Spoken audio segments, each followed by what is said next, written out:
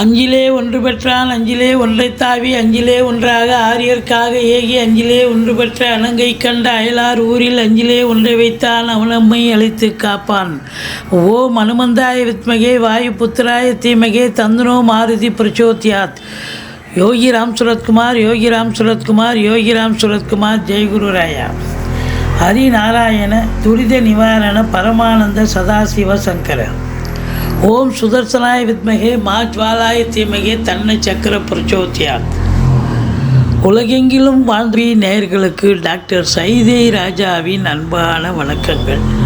நாம் இப்பொழுது வார ராசி பலன்கள் வாக்கிய பஞ்சாங்க அடிப்படையில் ஜூன் 24 முதல் ஜூன் 30 தேதி வரைக்கும் உள்ளடக்கிய நாட்களுக்கு கிரகங்கள் எப்பேற்பட்ட பலனை ஒவ்வொரு ராசிக்கும் வழங்கப் போகிறது என்பதை பார்க்கலாம் வாங்க. இந்த வாரம் முழுவதும் தேய்பிறை நாட்களே.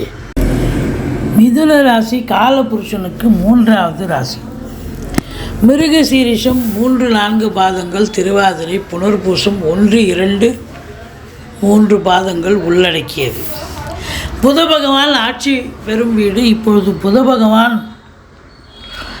உங்களுக்கு 3 நாள் ஆட்சி பீடத்தில் இருக்கார். அதுக்கப்புறம் 4ஆம் இடம் கடகத்துக்கு சென்று விடுகிறார்.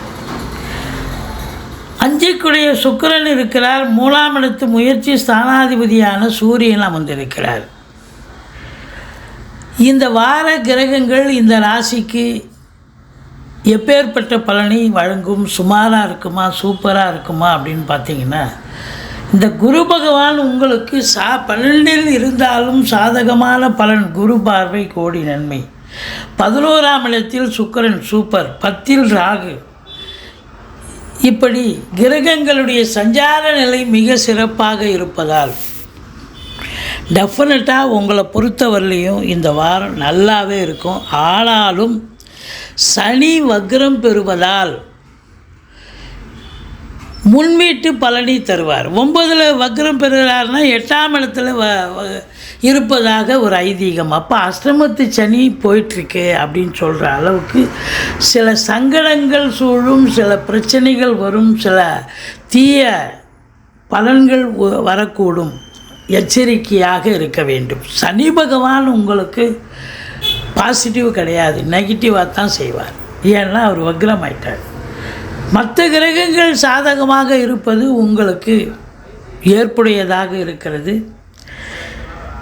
கௌரவம், புகழ், அந்தஸ்து, செல்வம், செல்வாக்கு, தன்னம்பிக்கை ஏற்படும். ஏன்னா ராசிநாதன் ராசியில் 3 நாள் இருக்கார். அப்புறம் 2ஆம் இடத்துக்கு போயிடுறார் கடகத்தில். அப்போ பொருளாதார ரீதியாக உங்களுக்கு அதை எப்படி குடும்பத்தை அமைச்சிக்கிறது, எப்படி நல்ல சம்பாத்தியத்தை ஏற்படுத்துறது அப்படிங்கிற ஒரு தாட் இருக்கும். அதில் ஈடுபாடோடு செயல்படுவீங்க. இந்த 3ஆம் இடத்தை சனி பார்ப்பதால் இளைய சகோதர சகோதரிகளுக்கும் உங்களுக்கும் கருத்து வேறுபாடு வரும். எச்சரிக்கையாக இருங்க. எடுக்கிற காரியங்கள் காலதாமதம் ஆகும், சுணக்கம் ஏற்படும். மற்றபடி 4ஆம் வீட்டை குரு பார்ப்பது என்பது மாத்ருஸ்தானம். தாய் வழி சொந்தங்களால் அனுகூலம், அசையா சொத்துக்கள் மூலம் ஆதாயம், வண்டி வாகனங்களை வச்சு பொழப்பு நடத்தக்கூடியவர்களுக்கு பொழப்பு ரொம்ப நல்லாவே போகும் அப்படின்னு சொல்லலாம். 4ஆம் இடம் கல்வி ஸ்தானம். பிள்ளைகளுடைய கல்வி மிக மிக சிறப்பாக இருக்க போகிறது. அவங்க எந்த கோர்ஸில் சேர்த்து விடணும்னு நினைக்கிறீங்களோ அந்த கோர்ஸில் சேர்த்து விடுவீங்க, நல்லா படிப்பாங்க.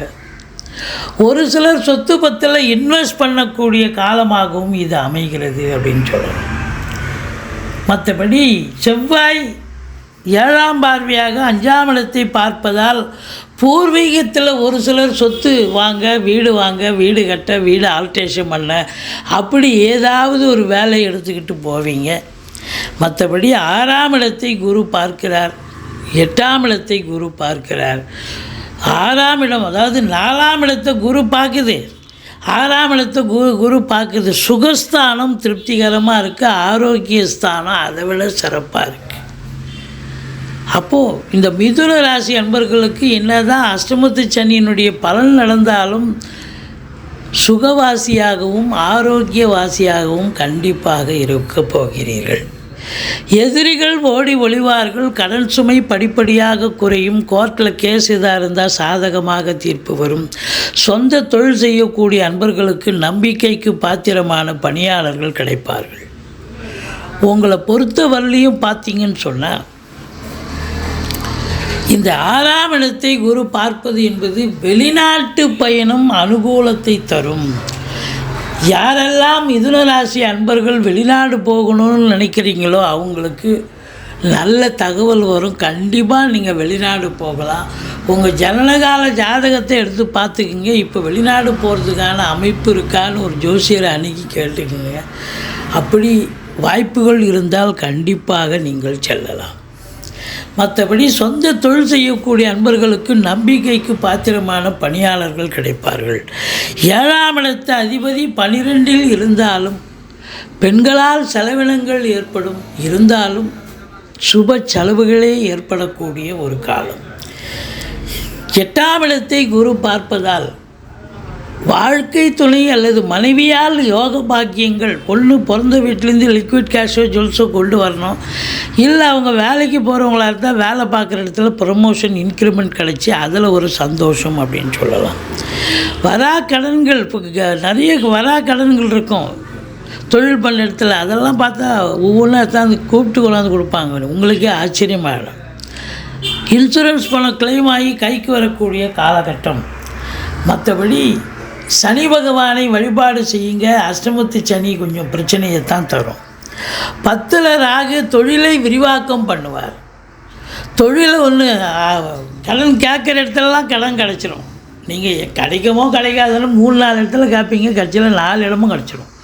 அப்போ வாங்கின கடனை நீங்கள் இப்போ இதில் பிஸ்னஸில் போட்டு தானே ஆகணும். அப்போ இன்புட் இருந்தால் அவுட்புட் கண்டிப்பாக உண்டு. நல்ல லாபம் உண்டு. உள்நாட்டு வாணிபம் வெளிநாட்டு வாணிபம் ஏற்றுமதி இறக்குமதியாளர்கள் ஷேர் மார்க்கெட்டில் இன்வெஸ்ட் பண்ணுறவங்க இம்போர்ட்டிங் எக்ஸ்போர்ட் பிஸ்னஸ் பண்ணக்கூடியவர்கள் electrical electronical goods laptop computer போன்ற ப்ராடக்ட் தயாரிப்பாளர்கள் விற்பனையாளர்கள் சேல்ஸ் இவங்க எல்லாருக்கும் சிறப்பான காலம். செவ்வாய் 11ஆம் இடத்தில் இருக்கிறது. தொழிலில் பெரிய லெவலில் சம்பாத்தியம் பண்ண போகிறீங்க. வெளிநாடு போய் உள்நாட்டில் இருந்தாலும் தொழில் நல்ல ஒரு விஸ்தீர்ணம் பண்ணி நல்ல சம்பாத்தியம் கண்டிப்பாக கிடைக்கும். 11ஆம் இடத்தில் செவ்வாய் இருக்கிறார். அசையா சொத்துக்கள் மூலம் கண்டிப்பாக வருமானம் கிடைக்கும். செவ்வாயை சனி பார்க்கிறார். பட் மூத்த சகோதரத்துக்கும் உங்களுக்கும் கருத்து வேறுபாடு ஏற்படும். மற்றபடி குறை ஒன்றும் இல்லை. இந்த மிதுன ராசி அன்பர்களுக்கு 24, 25, 26 சந்திராஷ்டம நாட்கள் வர இருப்பதால் ரொம்ப எச்சரிக்கையாக இருங்க. சந்திராஷ்டமம்னு சொல்லிக்கிங்க, உங்களுக்கு பாதி பிரச்சனை குறைஞ்சிரும். அதாவது அஷ்டமத்து சனி அப்படிங்கிற ஒரு நிலை. மிதுன ராசிக்கு 24, 25, 26 சந்திராஷ்டம நாட்கள். அப்புறம் அஷ்டமத்து சனியே வேறு நடக்குது. அதனால் ரொம்ப விழிப்புணர்ச்சியோடு இருங்க. சனி பகவானை வழிபாடு பண்ணுங்கள். மற்றபடி குறை ஒன்றும் இல்லை. நிச்சயமாக மற்ற கிரகங்கள் நல்ல நிலையில் இருக்கிறதால சாதகமான பலன்களையே பெறப்போகிறீர்கள்.